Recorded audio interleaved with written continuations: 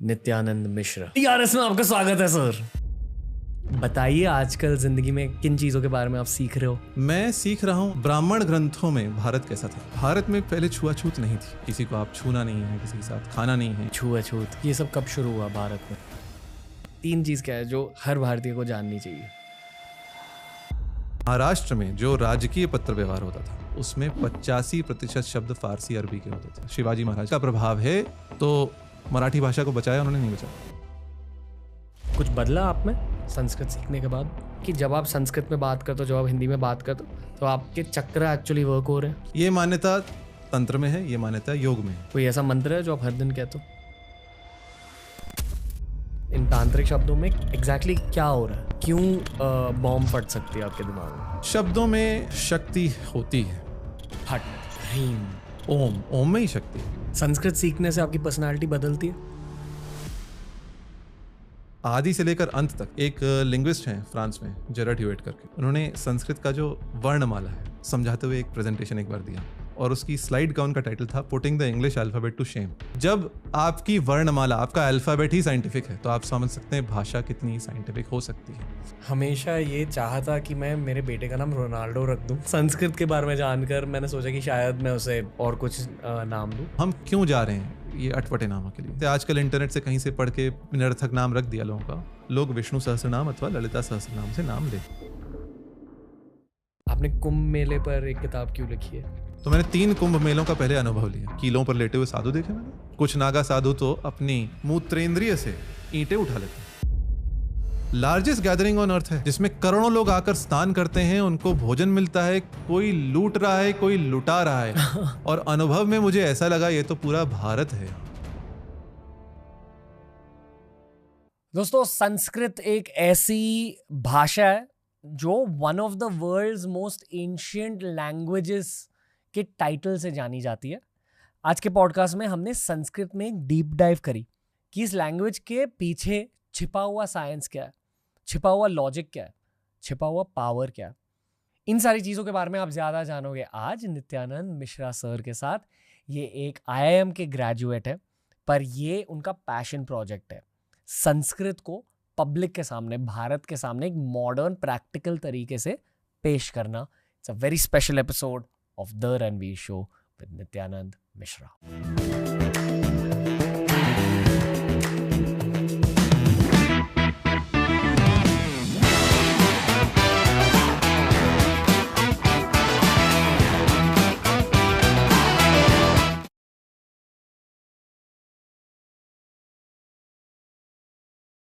Nityanand Mishra, TRS में आपका स्वागत है सर। धन्यवाद। कैसे हो? ठीक है, आनंद है। बताइए आजकल जिंदगी में किन चीजों के बारे में आप सीख रहे हो? क्या सीख रहे हैं? मैं सीख रहा हूं आजकल ब्राह्मण ग्रंथों में भारत कैसा था। ये अब ऐसा है, मुझे जीवन में 100 पुस्तकें लिखनी है जी। 11 हो चुकी हैं तो 89 और लिखनी है। तो कुछ ना कुछ पुस्तकों के बारे में अनुसंधान चलता रहता है, सर्च चलती रहती है। ओके। तो India of the time of the Brahmanas, ये पुस्तक आजकल चल रही है। Okay, time of the Brahmanas मतलब क्या? जो वेद हैं जी। ऋग्वेद, यजुर्वेद, सामवेद, अथर्ववेद, इनके आप कह लें भाग हैं, इनके पार्ट्स हैं। ओके। जो मूल मंत्र हैं उनको संहिता कहते हैं। ओके। ठीक है। इन संहिताओं के पश्चात इन पे भाष्य आप मान लीजिए, इन पे कमेंट्री मान लीजिए, वो ब्राह्मण ग्रंथों में है। जैसे शतपथ ब्राह्मण है, ऐतरेय ब्राह्मण है। ओके।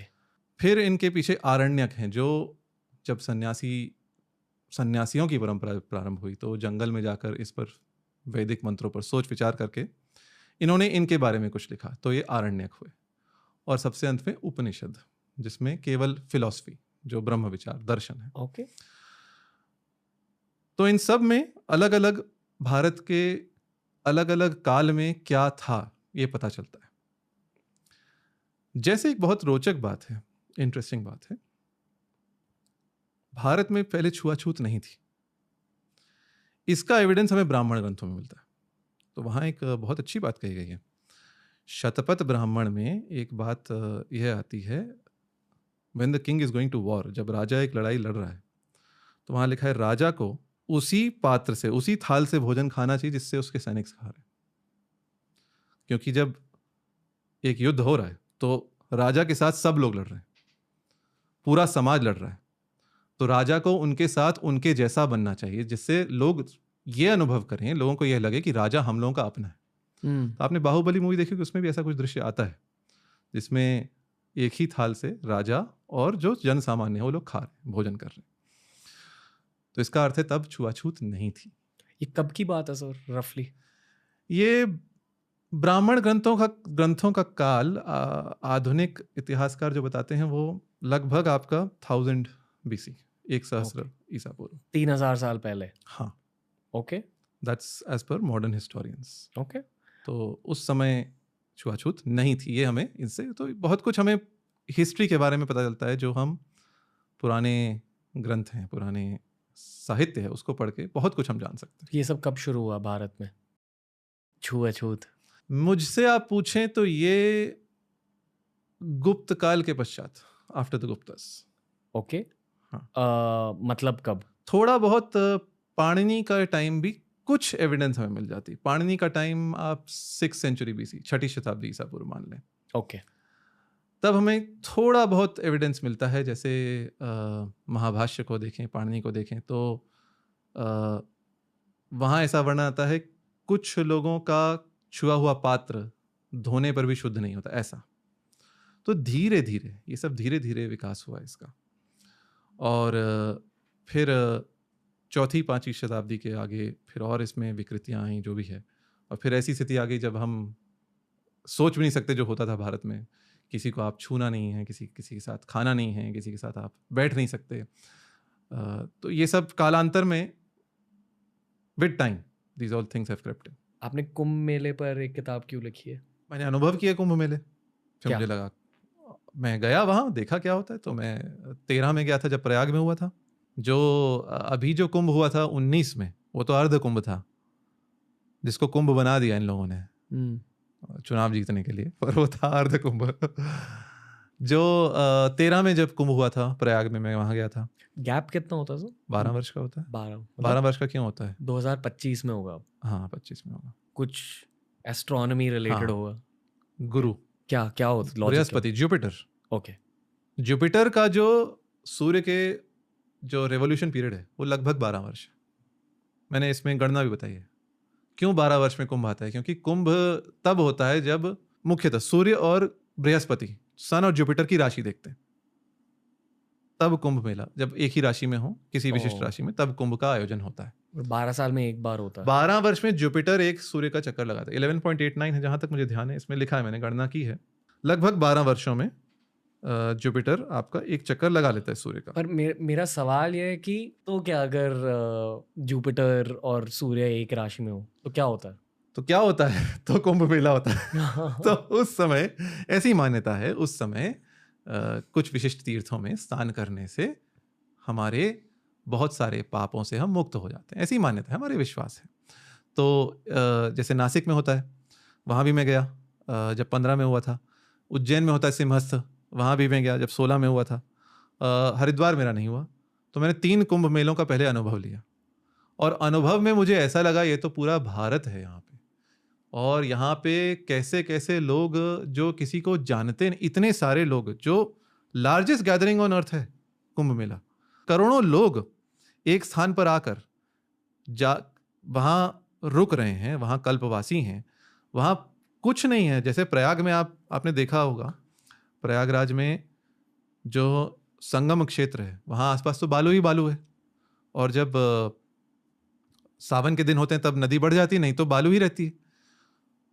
जब कुंभ होता है तो वहां कुछ नहीं होता। उसके पहले कैसे एक पूरी नगरी बन जाती है, कुंभ नगरी, and it is all temporary infrastructure, जिसमें करोड़ों लोग आकर स्नान करते हैं, उनको भोजन मिलता है, कोई लूट रहा है, कोई लुटा रहा है, कोई व्यक्ति वहां भूखा नहीं जाता। करोड़ों लोग आ रहे हैं, कोई ना कोई खिला रहा है, किसी दिन कोई स्पॉन्सर कर रहा है, कोई स्पॉन्सर कर रहा है। उसका बिजनेस अमेजिंग है, उसका जो अनुभव है वो। मैं जब प्रयाग में कुंभ में गया तो जैसे हम जा रहे थे, पहुंच रहे थे, तो मैं लखनऊ से गया था गाड़ी लेके, मेरे साथ एक मित्र थे मेरे, तो हम जा रहे हैं। अब पहली बार मैं कुंभ जा रहा हूँ, मेरा कोई अनुभव नहीं था पहले। वहाँ हम मेला क्षेत्र से थोड़ा दूर थे और गाड़ी में चल रहे हैं, और वहाँ एक साधु खड़े थे, वैष्णव साधु थे। उन्होंने बस हाथ हिलाया, बिटवा हमें वहां छोड़ दो। कुछ मैंने सोचा नहीं, बस मैंने कहा आइए, गाड़ी का मैंने द्वार खोल दिया, वो अंदर आए, बैठे, कहाँ से आए, इधर से आए, बातें बातें हुई और फिर वो चले गए। बस दैट्स इट, दैट्स हाउ। लोग जानते नहीं किसी एक दूसरे को, पर इतनी सहायता करते हैं एक दूसरे की। और जब करोड़ों लोग आकर स्नान कर रहे हैं, खा रहे हैं, पूजा पाठ कर रहे हैं, इतने इतने संप्रदाय हैं। आप मुझे सिख लोगों के कितने सा नए संप्रदाय मिले यहाँ पर, नागा साधु हैं, वैष्णव साधु हैं, तमिलनाडु के लोग आ रहे हैं, कहाँ से, नेपाल से इतने लोग आ रहे हैं, दूर दूर गांव से आ रहे हैं, लोग चल कर आ रहे हैं अपने अपने गांव से। और कैसे, there is no central management.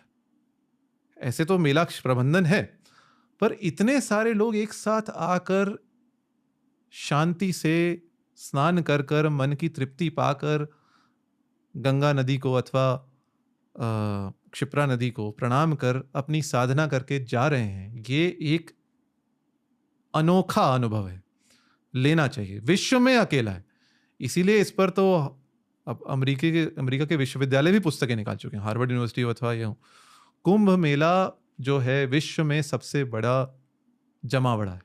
आप में क्या बदलता है इसके अनुभव लेने के बाद? कुछ ना कुछ तो होता ही है। कुंभ में मैंने ये सीखा कैसे मनुष्य की प्रकृति है एक दूसरे पर विश्वास करना और सहायता करना। ये यदि आपको सीखना हो तो आप कुंभ में जाइए, वहां आप जाकर कहीं भी जाकर बोलिए, किसी भी शिविर में जाकर बोलिए मुझे भोजन चाहिए, भोजन मिल जाएगा। और प्रत्येक शिविर में बिना पैसे लिए आपको भोजन मिल रहा है। हमारे इकोनॉमिस्ट कहते हैं there is no free lunch. आप कुंभ में लाइए, आपको फ्री लंच मिलेगा मिलेगा। कोई पूछेगा नहीं आप कहाँ से आए हैं, क्या है, कुछ है। आपको भूख लगी, आप खाए, आइए, बैठिए, खाइए। हाँ, आपको वहां पंक्ति में बैठना पड़ेगा, पत्तल पे खाना पड़ेगा, बट दैट्स इट। सबसे इंटरेस्टिंग कौन लगे आपको कुंभ मेले में? देखिए, कुंभ मेले में हमने क्या बना दिया, अभी नागा साधुओं को बहुत अधिक, नागा साधुओं का महत्व है, पर कुंभ मेले में सभी कुछ उनके बारे में आजकल जब भी चर्चा, कुंभ मेला, अच्छा नागा साधु देखे। नागा साधु से और बहुत कुछ है कुंभ में, बहुत कुछ है। जैसे आघोरी साधु हैं, पर वैष्णव हैं बहुत सारे। हमारे अनेक सन्यासी आते हैं जी। भारत के प्रत्येक, मुझे लगता है प्रत्येक गांव से कोई ना कोई आता ही होगा, प्रत्येक राज्य से लोग आते हैं। पर सर, नागा साधु और आघोरी के बारे में बताइए। मैंने इस क्षेत्र में मेरा अनुभव नहीं है। बात करी हाँ, मिले कुछ, मैं नागा साधुओं से बात करी, पर बहुत समय मैंने उनके पास नहीं बताया। पर हाँ, मेरे एक मित्र थे, जब ये अर्ध कुंभ हुआ था प्रयाग में 19 में, तो मेरे दक्षिण मुंबई के एक मारवाड़ी मित्र हैं, बहुत धनाढ्य परिवार से आते हैं, नाम मैं नहीं लूँगा, तो वो मेरे साथ थे। और वो अपनी बहन के साथ आए थे, और इनको नागा साधुओं को देखने की इच्छा थी कि चलो बहुत सुना है, चलिए देखते हैं। तो ये लोग जब गए थे, तो एक क्षेत्र है वहाँ जहाँ, ऐसे बहुत सारे क्षेत्र हैं, पर अखाड़ों के अलग अलग शिविर लगते हैं, कैंप लगते हैं। वो देख कर उन्होंने मुझे फोटोएं दिखाई। उन्होंने कहा कि मैंने पूछा, मैं नहीं गया था, वो गए अंदर, फोटो दिखाई। मैंने कहा आपने फोटो ली? उन्होंने कहा कि हाँ ली। आपने पूछा? हाँ पूछा। उन्होंने क्या बोला? कुछ नहीं, वो निर्वस्त्र बैठे हैं, कुछ भी नहीं है। जैसे कुछ जैन साधु हैं वो मोर पांख रखते हैं, कुछ नहीं है। और उनको कोई अंतर ही नहीं पड़ता कोई फोटो ले रहा है क्या कर रहा है। आप यहां जाएं, कहीं भी भीड़ भाड़ में जाएं, और किसी व्यक्ति की ऐसी फोटो निकालने लगे, वो क्या कहेगा? सबसे पहले वो आपत्ति करेगा, फोटो क्यों निकाली, पूछा क्यों नहीं, क्या करोगे इसका, है ना। आप नागा साधुओं की फोटो ले, उनको कोई अंतर ही नहीं पड़ता। वो इस संसार से इतने कटे हुए हैं, इतने कटे। और ये लोग ये कहाँ रहते हैं किसी को पता नहीं। ये कुंभ में बस आ जाते हैं, रहते कहाँ हैं, पहाड़ों में, कंदराओं में, कहाँ रहते हैं किसी को कुछ पता नहीं है। और प्रयाग की कपकपाती ठंड में जब आपका 4 अथवा 5 डिग्री तापमान हो, तब इनका जब स्नान का मुहूर्त आता है, तो सवेरे 4-5 बजे गंगा नदी में कैसे कूद जाते हैं। अच्छा, और मैंने बहुत कुछ देखा, कीलों पर लेटे हुए साधु देखे मैंने। आपने कुंभ की बात करें तो आपको कुछ नागा साधु तो अपनी मूत्रेंद्रिय से ईंटें उठा लेते हैं, वीडियोस मिल जाएंगे आपको, गाड़ी खींच लेते हैं। नागा साधु हैं। और जो वहां योग के आसन लगाते हैं, हमें लगता है रामदेव जी बहुत अच्छे योग के आसन लगाते हैं, वहां तो कैसे कितने सारे साधु ऐसे ऐसे आसन लगाते हैं, आप ये आंखें फटी की फटी रह जाएंगी। अच्छा, फिर जब मैं उज्जैन में गया, सिंहस्थ जो कुंभ होता है, ठीक है, तो वहां इतनी गर्मी, सूरज आग बरसा रहा है, उसमें साधु लोग करते हैं जो धूनी लगाते हैं, और ये अलग अलग धूनी अर्थात जो अग्नि जलाते हैं, इसमें ये लोग जो अलग अलग प्रकार की साधना अग्नि साधना करते हैं, उसमें साधु बैठा है और जो उपले होते हैं ना, कंडे जिन्हें बोलते हैं, गोबर के उपले होते हैं, उनके ढेर लगा के आग लगाई है। 12 अग्नियां जल रही हैं, एक मटके में ऊपर आग जल रही है, तापमान 40 डिग्री है, वहां पूरा दिन बैठा है, वहां ये उसकी साधना है। तो कुछ तो है, कुछ तो उसमें है, तितिक्षा है, कुछ तो शरीर में सहने की शक्ति है जो इतने अभ्यास के साथ बनाई है। और साधु तो बहुत से दिख जाते हैं, कुछ लोग साधु जो विदेशी साधु मिल जाते हैं आपको, गोरे साधु बन जाते हैं जो भारत में रहते हैं। हाँ, कुंभ में आपको मिल जाएंगे, कोई कंप्यूटर बाबा, कोई पायलट बाबा, कोई लैपटॉप बाबा, कोई ये बाबा, किसी ने कितने वर्षों से हाथ नहीं उठाया, किसी ने कुछ बोला नहीं, कुछ लोग बैठते नहीं। ये बहुत घोर साधना है, पर ये तो एक जो है ना, हम चमत्कार को नमस्कार वाली बात है। बहुत कुछ कुंभ में ऐसा भी होता है जो आप कल्पवासियों को देखें, प्रयाग में जो कल्पवास करते हैं वो अधिकतर दंपति करते हैं, पति पत्नी करते हैं, और अधिकतर वृद्ध लोग करते हैं। 60, 65, 70 वर्ष की अवस्था में पति पत्नी वहां 1 मास तक वहीं ठंडी रेत पर सोएंगे, प्रतिदिन स्नान करेंगे, वहां आकर पूजा पाठ करेंगे और शांति से अपना जीवन यापन करेंगे। एक यह भी पक्ष है, कल्पवासियों का क्षेत्र होता है। और आजकल तो बहुत ये कहते हैं चकाचक हो गए हैं कुंभ मेले, बहुत लाउड स्पीकर बहुत आ गए, पर जो पहले जो हुआ करते थे उसमें आप मार्क टल्ली की इस पे पुस्तक पढ़ें, उन्होंने अच्छी पुस्तक लिखी है, तो आप मेरी पुस्तक ही पढ़ें। उसमें एक जो सरलता है लोगों की वो बहुत दिखती है हमें, कि जीवन में प्रसन्न रहने के लिए आपको बहुत कुछ नहीं चाहिए, आपको जीवन में प्रसन्न रहने के लिए आपको संतोष चाहिए। जब आवे संतोष धन सब धन दूरी समान, ठीक है ना। तो ये हमें कुंभ मेले में सीखने को, वहां प्रत्यक्ष देखने को मिलता है। लोगों के पास बहुत पैसा नहीं है, लोगों के पास बहुत साधन नहीं है, पर वो एक जो उमंग है उनके हृदय में कि हम कुंभ में आए हैं, हम स्नान करने आए हैं, गंगा हमारी माता है और हम यहाँ कल्पवास करेंगे, बैठेंगे, पति पत्नी साथ में 70-80 वर्ष की आयु में, ये देखकर आपको लगता है कि ये कुछ है। क्या अब बचपन से ही ऐसे थे? मैं पागल पहले नहीं था, हो गया इतने इंटेंस। मेरी बुद्धि की प्रेरणा मेरे पिताजी से मिली है और मेरी जो परिश्रम की प्रेरणा मेरी माताजी से मिली है। तो मैंने जो अपने घर में देखा, मेरी माताजी ने आज तक ऐसा कोई दिन नहीं हुआ जब उनको मैंने आलस करते हुए देखा। कुछ ना कुछ परिश्रम, अथाह परिश्रम करती ही रहती। कैट में आपका परसेंटाइल क्या था? 99.92, और वो 100 नहीं हो पाया क्योंकि काश मुझे तब ज्वर था, मैंने फीवर में लिखा था एग्जाम। ओके। हाँ, कैसा रहा IIM बैंगलोर का एक्सपीरियंस? IIM बैंगलोर का अलग अनुभव रहा, बहुत अच्छा अनुभव रहा। ओके। IIM बैंगलोर में मैंने बहुत कुछ सीखा। जो मैं सारी पुस्तकें लिखता हूँ, मैं अपने आप डिज़ाइन भी करता हूँ, तो I typeset all my books myself, और ये मैं करता हूँ लेटेक में। वो मैंने सीखा है IIM में, एक प्रोफेसर के साथ एक जब पेपर छापा, तो एक अलग अलग अनुभव है। जैसे मैंने IIM में क्या होता है, आप बहुत से तो अलग अलग राज्यों के लोग आते हैं, उनसे आप मिलते हैं, आपका एक एक्सपोजर जो होता है, आपको एक ऐसा मंच मिलता है जब आप ऐसा कुछ कर रहे हैं जो आपने जीवन में कभी पहले किया नहीं, और जब आपका सारा भय, सारे डर आपके चले जाते हैं। क्योंकि जब मैं IIM में था तो मुझे ध्यान है, मैंने रिचर्ड स्टॉलमैन का स्वागत किया था। रिचर्ड स्टॉलमैन आप जानते हैं, GNU मूवमेंट के जो बहुत जाने माने हैं, तो उनको होस्ट करना, इंटरनेशनल जर्नल में पेपर लिखना, और बहुत सारे जो वहाँ प्रोफेसर्स हैं उनसे बातें करना, उनसे तर्क करना, उनसे क्वेश्चंस आंसर करना, it's very different experience. And ऐसे तो IIM में समय इतना नहीं मिल पाता क्योंकि बहुत लोग प्लेसमेंट के चक्कर में लगे रहते हैं। इसमें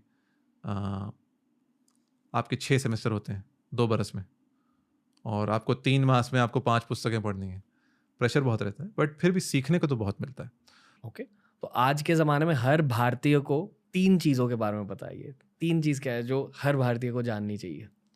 क्या जाननी चाहिए? इतिहास के बारे में। इतिहास के बारे में, इतिहास के बारे में जितनी भी पढ़ाई की है आपने अब तक, क्यूम्युलेटिव उसके 3 लेसन बता दीजिए। 3 लेसन इतिहास। सबसे पहले तो जब हम बटे तब पिटे, है ना? जब बटे तब पिटे, पहली बात। तो जो भी आप देख लें, जब हमारे देश में आंतरिक कलह थी तब विदेशी आक्रांताओं ने आकर आक्रमण किया, हमें पीटा, ठीक है। दूसरी बात, जब हम जगे तब बचे, जब जब हम अपनी संस्कृति के प्रति सजग हुए, जब जब हम अपने देश के प्रति सजग हुए, तभी बचे। और तीसरी बात मैं सोचूंगा, जब हम झुके तब मरे। जब हमने हार मान ली और हाथ खड़े कर दिए कि अब कुछ नहीं हो सकता, तब हम समाप्त हो गए। तो ये मैं कहूँगा, ये 3 बातें हैं जो हमें जाननी चाहिए। दूसरा लेसन क्या था? जब हम जगे तब बचे। जगे तब बचे। तो आप कह रहे हो कि जो आज भारत में हुआ है ये पहले भी हो चुका है, यानी कि लोग संस्कृति को भूल चुके थे और फिर से संस्कृति को अपनाया गया। कब? जैसे आप देखिए, जो हमारे देश में, अब एक उदाहरण लीजिए, काशी विश्वनाथ मंदिर कई बार तोड़ा गया, कई बार बनाया गया। तो जब बनाया गया दोबारा, तो एक जागरण ही तो हुआ ना। ओके, तो इस प्रकार हमने बचाया। जो पुराना हमारा कुछ खो गया, जो पुराना गौरव खो गया, जो पुरानी शक्ति खो गई, जब हम उसके प्रति सजग हुए। हम महाराष्ट्र में हैं, शिवाजी महाराज की बात कीजिए। शिवाजी महाराज ने इतने वर्षों पश्चात अपने राजभाषा में संस्कृत को प्राथमिकता दी, तो उन्होंने मराठी भाषा को बचाया, नहीं बचाया? शिवाजी महाराज के पहले एक इतिहासकार हैं, उन्होंने इसका अध्ययन किया है। महाराष्ट्र में जो राजकीय पत्र व्यवहार होता था राजाओं के बीच अथवा शासकों के बीच, उसमें 85% शब्द फारसी अरबी के होते थे। जैसे ये सब सूबा, और आजकल भी जो बहुत सारे शब्द आते हैं, मनसबदार, है ना, ये सारे शब्द, गिरफ्तार, ये शब्द कैसे आए हमारे देश में? पहले भारत में क्या पहले कारागार नहीं होते थे? जी, होते ही थे। जब भगवान कृष्ण का जन्म कहाँ हुआ? कारागार में हुआ है। तो क्या हमारे पास गिरफ्तार के लिए शब्द नहीं था? है। आसिद्ध करना, आसेध, रोकना, उसके प्रकार हैं। पर अब जब विदेशी लोग आए, उन्होंने अपनी संस्कृति के शब्द इन्होंने प्रयोग करना प्रारंभ किया। गिरफ्तार करना, अदालत, ये सारे शब्द जो राजकीय व्यवहार में, न्यायिक प्रक्रिया में प्रयोग होते हैं। तो शिवाजी महाराज के पहले 85%, 85% फारसी अरबी के, ये उन्हीं का प्रभाव है। ये प्रतिशत जो था अरबी फारसी शब्दों का, ये 85% से घटकर 15-20% तक आ गया शिवाजी महाराज के पश्चात। तो मराठी भाषा को बचाया उन्होंने, नहीं बचाया। एक लेयर डीप चले जाते हैं। कहा जाता है कि हर अक्षर का एक इफेक्ट होता है आपके चक्र पे। आपके बॉडी में चक्र होते हैं, ऐसी मान्यता है। ओके। अगर आप उसे थोड़ा सा साइंस से कंपेयर करें तो आपके सेरिब्रोस्पाइनल एक्सिस पर, ये जो सेंट्रल लाइन है आपकी, वहाँ आपके बहुत ज़रूरी ग्लैंड्स होते हैं, ऑर्गन्स होते हैं। तो उन 6 चक्रों के अंदर अलग अक्षरों पर ध्यान किया जाता है जी, और अक्षर हैं। इन सारी चीज़ों का अंडरलाइंग लॉजिक ये है कि जब आप संस्कृत में बात करते हो, जब आप हिंदी में बात करते हो, तो आपके चक्र एक्चुअली वर्क हो रहे हैं। ये मान्यता तंत्र में है, ये मान्यता योग में है, योग की कुछ परंपराओं में है। ये हमें पाणिनि के समय में ये नहीं दिखता, पाणिनि की अष्टाध्यायी में तो ऐसा नहीं दिखता। जो पतंजलि का महाभाष्य, पाणिनि की जो अष्टाध्यायी है, वहाँ पर ऐसी मान्यता हमें लगती है, जो महाभाष्य में पतंजलि ने कहा भी है। हम क्यों संस्कृत अच्छी सीखें, क्यों अच्छी बोलें? वो कहते हैं कि एक शब्द यदि अच्छे से उच्चारा गया तो वह इस लोक में भी आपको कुछ देगा और परलोक में भी देगा। कामधेनु जैसा है, यदि शब्दों का व वर्णों का सही उचित उच्चारण किया गया, शुद्ध उच्चारण किया गया, तो मंत्र आपको लोक में भी फल देगा और परलोक में भी फल देगा। ये मान्यता थी। जो चक्रों की मान्यता है, अक्षरों की मान्यता है, वो अलग परंपरा है, वो अलग है, ये मान्यता अलग है। ओके, कोई ऐसा मंत्र है जो आप हर दिन कहते हो? हाँ, बोल सकते हैं, बहुत से बताइए मंत्र। बताइए, हर दिन कौन सा मंत्र कहते हो? कई श्लोक हैं, कई मंत्र हैं, जैसे संध्योपासना के मंत्र हैं, ओके, है ना। आपके दिल के करीब कौन सा मंत्र है? मंत्र तो बहुत सारे हैं। अब शिव सूक्त है यजुर्वेद का, उसमें अच्छे मंत्र हैं, गायत्री मंत्र भी है, ओके, है ना। कुछ बदला है आपने? शांति तो मिलती है, और आपको एक अनुभव ऐसा होता है बहुत से मंत्रों के उच्चारण से, आपको आप मंत्र का क्या अर्थ है।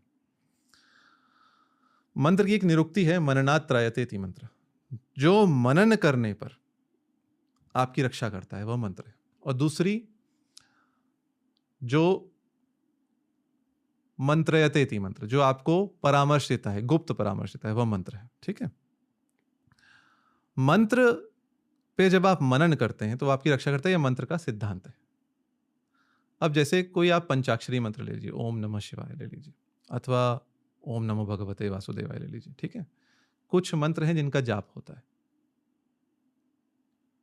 ठीक है, इन पर आप जितना मनन करेंगे उतना आपका मन स्थिर होता है, क्योंकि आप जब एक माला जप पर मंत्र का हम जाप कर रहे हैं तो एक एक मनके पर उसी को, उसी विषय को, उसी आराध्य को, उसी पर आप ध्यान केंद्रित कर रहे हैं, तो आपकी मन की स्थिरता बढ़ी। पहली बात, कंसंट्रेशन बढ़ा। दूसरी बात, जब आप एक ही देवता पर बार बार ध्यान कर रहे हैं अथवा एक ही तत्व पर बार बार ध्यान कर रहे हैं, तो उस तत्व के आप और निकट जा रहे हैं। जब आप शिव पर बार बार ध्यान कर रहे हैं, ओम नमः शिवाय कह के बार बार कर रहे हैं, तो आप शिव तत्व के निकट जा रहे हैं, क्योंकि आपका एक मन का संस्कार है कि हाँ, मैं जितनी बार बोलूंगा उतनी बार मैं और निकट जाऊंगा, और निकट जाऊंगा। ठीक है, तो एक जो तादाद में होता है मंत्र से, ये होता है। और इस पर जब आप मनन करते हैं, विचार करते हैं, तो ये आपकी रक्षा करता है, ऐसा हमारे शास्त्रों में कहा गया है। तो इसीलिए मंत्रों के लिए एक तो सबसे पहले किसी भी मंत्र का मेरे विचार से अपने आप अभ्यास नहीं करना चाहिए। अपने आप अभ्यास नहीं करना ऐसा चाहिए? कहीं कहीं मन से ओके, मुझे ये मंत्र अच्छा लग रहा है, मैं इसको जप लूँ, नहीं। इट शुड बी डन एक गुरु के मार्गदर्शन में करना चाहिए, ऐसा मेरा मानना है। हो सकता है बहुत लोगों का मानना कुछ और हो। हाँ, कुछ नाम मंत्र हैं, जैसे हरे कृष्ण हरे कृष्ण हरे कृष्ण हरे हरे, हरे राम हरे राम हरे राम राम हरे हरे, है ना। ये चैतन्य महाप्रभु ने ये कहते हैं कलि संतरणोपनिषद से लिया है, और वहाँ इन्होंने इसका क्रम थोड़ा उल्टा है। तो ये मंत्र हैं अथवा नाम मंत्र हैं, राम राम राम, ऐसे इनका जाप तो सब लोग कर सकते हैं, पर जो अन्य मंत्र हैं वो किसी गुरु से ही लेकर इनका जाप करना चाहिए, इनका इन पर मनन करना चाहिए, क्योंकि डेंजरस हो सकता है। नहीं। एक जैसे कोई आप कुछ सीख रहे हैं, मान लीजिए आप चेस सीख रहे हैं, ठीक है, तो आप कहीं से भी पढ़ के भी सीख सकते हैं, पर यदि आप किसी चेस कोच के पास जाते हैं तो वो क्या देखेगा कि आपका खेल कहाँ अच्छा है, कहाँ बुरा है, आप कितना सीख चुके हैं, कितना आपको सीखना बचा है। जो प्रज्ञानंद आज मैग्नस कार्लसन से लोहा ले रहे हैं, तो उनके पीछे कौन है? आरवी रमेश हैं, जो उनके कोच हैं, जो भारत के 10वें ग्रैंड मास्टर हैं। तो कोच की आवश्यकता क्यों है? खेल तो वही रहे, पर कोच क्या करेगा? कोच एक प्रकार का गुरु ही है, चेस का गुरु है। वो देखेगा आप कहाँ अच्छे हैं, कहाँ बुरे हैं, आपको कहाँ सुधार की आवश्यकता है, तो उसके अनुसार आपको बताएगा कि आप इधर और अभ्यास करो, इधर और इधर इतना अभ्यास मत करो, ऐसे खेलो, ये नहीं खेलो। तो गुरु और मंत्र का भी कुछ कुछ वैसा सिद्धांत है। गुरु आपको पहले देखा कि आपका मन कितना स्थिर हो चुका है, कौन सा मंत्र आपके लिए लाभकारी होगा, कौन सा मंत्र आपके लिए अधिक लाभप्रद होगा, ठीक है, अधिक इफेक्टिव होगा, तो उस अनुसार आपको मंत्र मिलेगा। अगर किसी का गुरु नहीं है तो फिर नाम मंत्रों का जाप कीजिए, राम राम राम राम, अथवा जो बहुत प्रसिद्ध अथवा कल्याणकारी मंत्र जैसे ओम नमः शिवाय है, इसका जाप आप कर सकते हैं। परंतु बहुत से मंत्र गुप्त मंत्र हैं जिनका जाप हमारी परंपरा में कहा जाता है गुरु के बिना नहीं करना चाहिए। ओके, जैसे बीज मंत्र, कुछ तांत्रिक बीज मंत्र, तांत्रिक मंत्रों का नहीं करना चाहिए।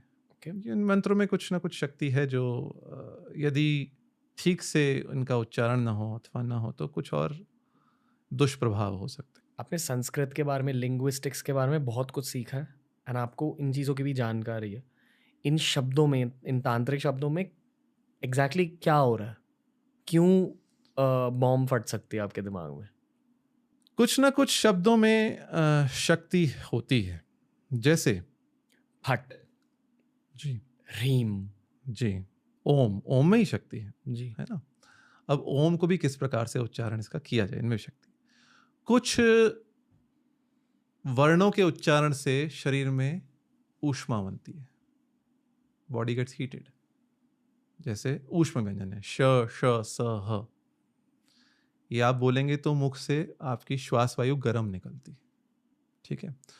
कुछ अक्षरों के उच्चारण में आपकी वोकल कॉर्ड्स वाइब्रेट होती हैं, स्वर तंत्री में कंपन होता है, तो उनसे आपको एक नाद आती है, एक वाइब्रेशन आता है।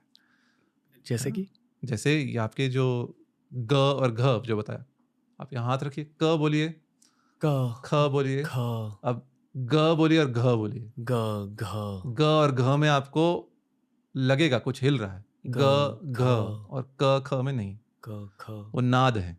हम्म, तो कुछ वर्णों में नाद है, कुछ वर्णों में ऊष्मा है, कुछ वर्णों में नहीं है। तो इसलिए इन बीज मंत्रों में इनको किस प्रकार से ध्यान देकर कहाँ इनका उच्चारण किया जाए, तो ये एक विशिष्ट प्रकार की ऊर्जा है, विशिष्ट प्रकार की शक्ति है। यह हमारा विश्वास है, सनातनी विश्वास है। इसलिए किसी जानकार के पास जाकर ही इनको सीखना चाहिए और इनका अभ्यास करना चाहिए। मेरे कुछ कैथोलिक दोस्त हैं हम्म, जो सेटन का नाम लेते भी नहीं। जब मैं बोलता हूँ कि सेटन मतलब क्या, वो कहते कि नहीं नहीं, नाम मत लो, नाम मत लो। हम्म, फिर मैंने सोचा कि यार ये मतलब इसका लॉजिक क्या है? हम कह देते असुर, रावण। तो फिर मैंने सोचा कि हमारे कल्चर में इक्विवेलेंट क्या है, और तंत्र के बारे में थोड़ा सा जानकर मुझे ये पता चला कि हमारे कल्चर में भी कुछ ऐसे शब्द होते हैं, बहुत ज़्यादा पावर होता है, जिन्हें दोहराना नहीं चाहिए। पर मैं कभी ये नहीं समझ पाया कि कुछ अक्षरों को जोड़कर ऐसा पावर कैसे फॉर्म हो जाता है। और इसलिए मेरी एक्सप्लेनेशन सिर्फ वही चक्र वाली एक्सप्लेनेशन है कि कुछ तो होता होगा चक्र में। नहीं, और नाद है और ऊष्मा है, तो आपके शरीर में जब आप नाद वाइब्रेट कर रहे हैं जी, तो उसका अलग प्रभाव पड़ेगा। आपके मुख से जब आपकी वायु ही गर्म निकल रही है, ऊष्म वायु निकल रही है, तो उसका प्रभाव अलग पड़ेगा। ये बेसिकली आपके बॉडी के अंदर योगा करवा रही है, ऐसे भी देखा जा सकता है। जी जी, कुछ तो हो रहा योग में, पतंजलि के योग सूत्र में उन्होंने कहा है ईश्वर का वाचक प्रणव है ओम, और तद जपस तदर्थ भावनम, उसका जप करना चाहिए, उसके अर्थ की भावना करनी चाहिए। योग की परंपरा में सबसे पुराना और प्रामाणिक शास्त्र पतंजलि का योग सूत्र है। ये सब हठ योग, प्रदीपिका आदि तो बहुत पीछे के हैं। तो योग की परंपरा में जो भी है वह योग सूत्र को बहुत मानता है, पतंजलि के योग सूत्र को। और योग सूत्र में 2 सूत्र उन्होंने दिए हैं। एक तो जो ईश्वर है उसका वाचक प्रणव है, प्रणव अर्थात ओम। ओम ईश्वर का नाम है, वाचक है, और उसका जप होना चाहिए, उसके अर्थ की भावना होनी चाहिए। जप अर्थात उसको बार बार आप उपांशु जप करें अथवा मानस जप करें अथवा वाचिक जप करें, और उसके अर्थ की भावना अर्थात उसके अर्थ पर आप बार बार भावना मन में लाएं कि ओम का अर्थ क्या है, ओम का अर्थ क्या है, ओम का अर्थ क्या है। तो बहुत बार ऐसा करते हैं, कहा जाता है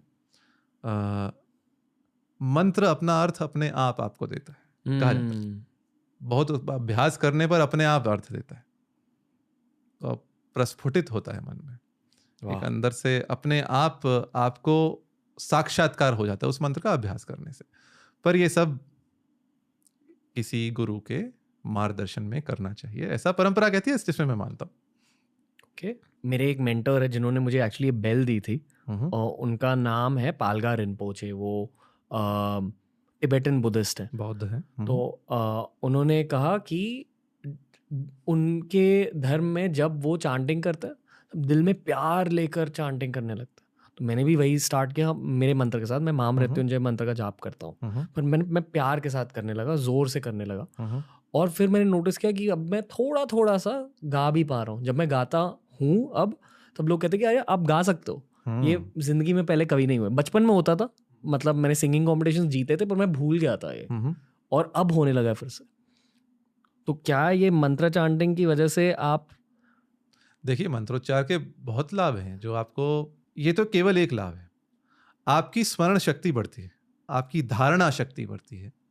तो बहुत बहुत सारी वस्तुओं को एक साथ हृदय में धारण करना, आपकी एकाग्रता, कंसंट्रेशन। और यदि आप देखेंगे तो कुछ भी हम बड़ा काम कर रहे हैं, हमें ध्यान तो चाहिए ही चाहिए। क्यों विंबलडन में क्वाइट प्लीज बोलता है वहां जो बैठा हुआ है? क्यों बोलता है? एक खिलाड़ी कंसंट्रेट कर रहा है, ध्यान दे रहा है। आप आजकल चतुरंग की बात हो रही, तो जो आपने देखा होगा ये चेस के जो मैच होते हैं, पूरी शांति रहती है, कोई कुछ बोलता नहीं। क्यों? क्योंकि दो खिलाड़ी कंसंट्रेट कर रहे हैं। जब हम पूरा ध्यान, एकाग्रता से ध्यान करते हैं किसी पर, तब we come to our best.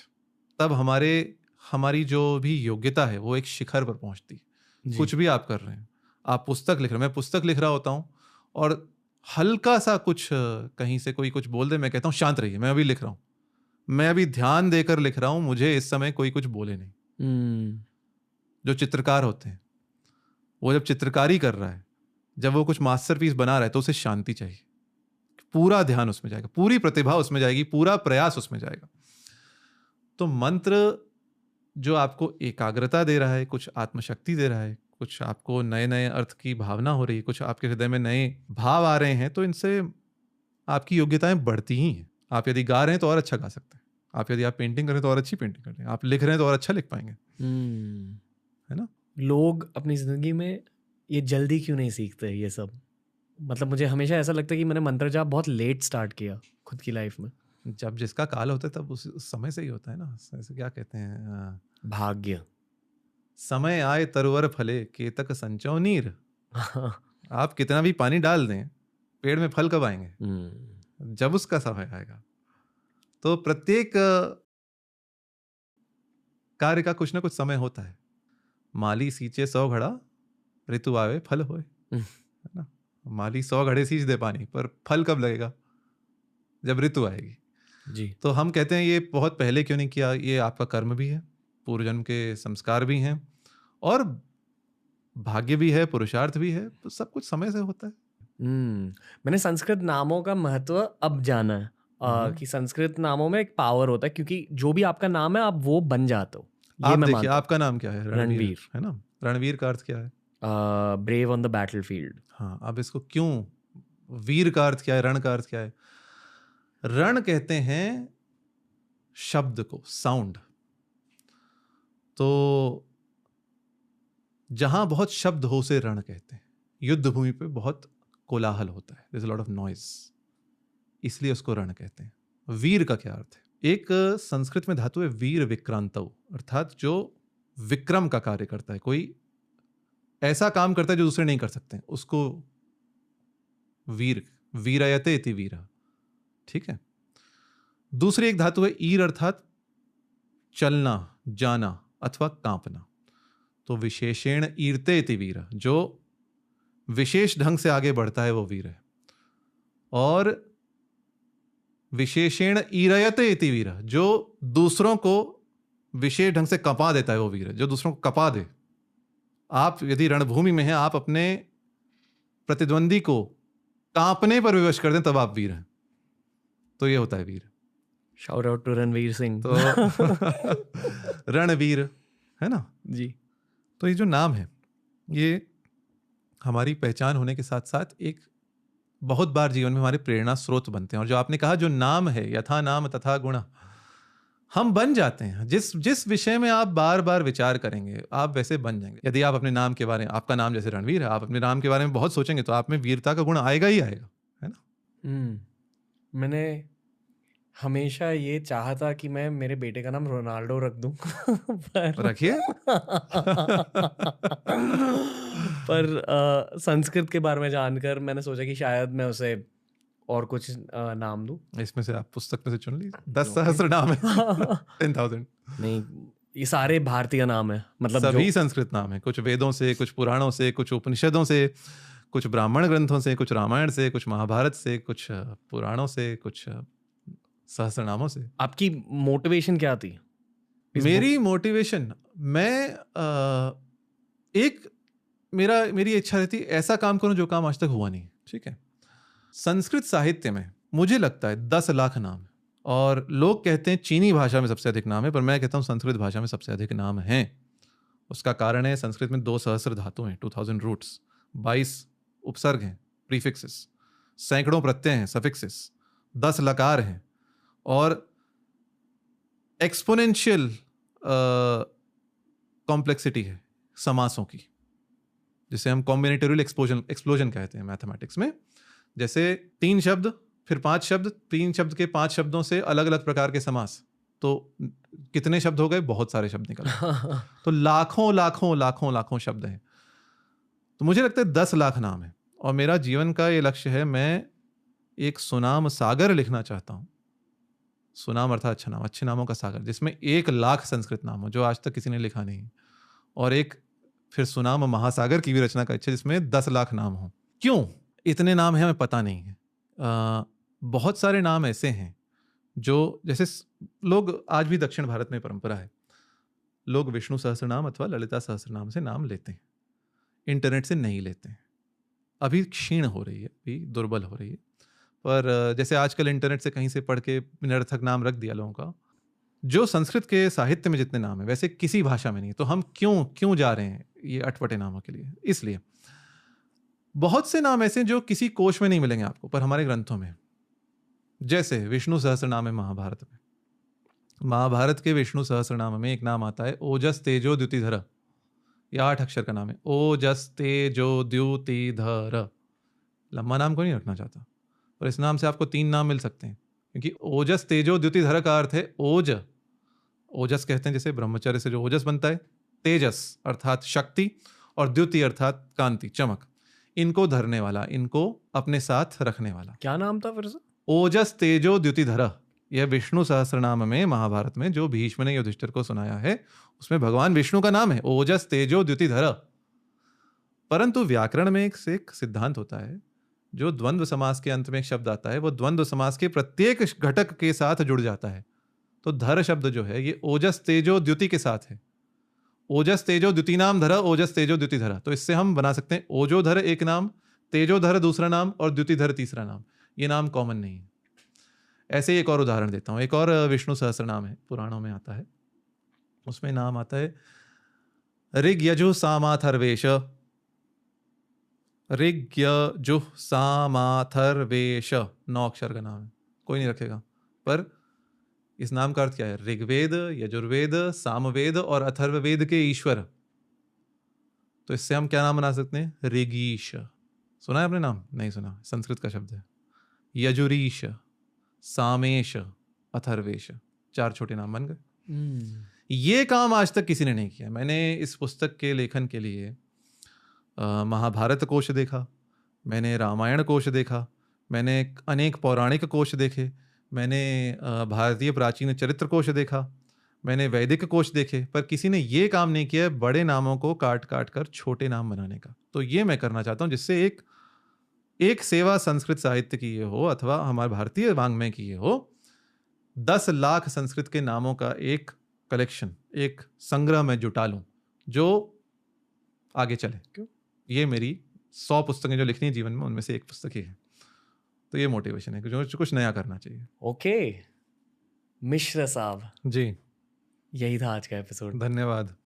मेरे लिए ये सिर्फ एक इंट्रोडक्टरी एपिसोड था। अच्छा। पहली बार आप आ रहे हो TRS पे, तो थैंक यू सर।